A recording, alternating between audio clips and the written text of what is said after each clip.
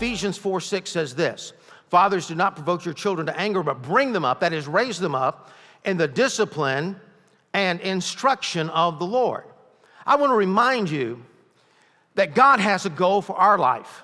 It's found in Romans 8:29, among many, many, many other verses in the Bible, and that we would be more conformed every day to the image of Jesus Christ. And so God has a plan for us. In fact, if you want to know really how to raise your kids, study the Bible.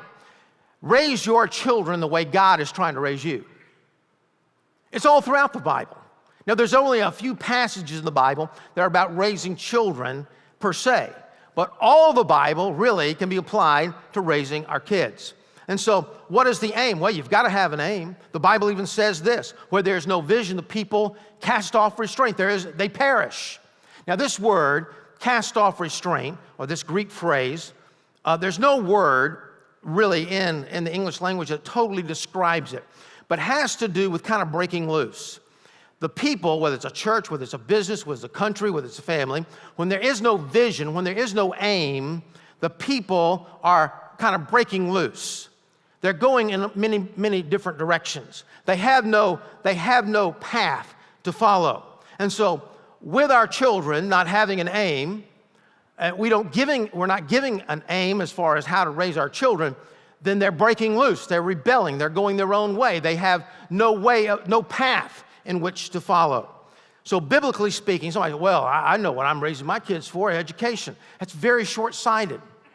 And you can have I'm for education, but you can have a very educated child that is not following the Lord. Education does not equal spirituality, does not equal having the lordship of Christ in your life, though education is very good. Then, well, I just want them to be happy. Well, how do you do that? How do you measure that? And chances are, if that is your goal, your children will not be happy, because all you're doing is trying to make them happy for the moment. And when they grow up, they're going to realize that the rest of the world is not as compliant as mom and dad.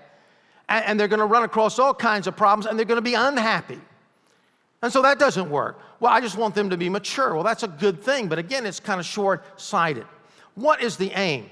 Biblically speaking, we want our children to become committed followers of Christ, walking in wisdom of Christ, and loving Him. This is a good aim right here as far as like a definition.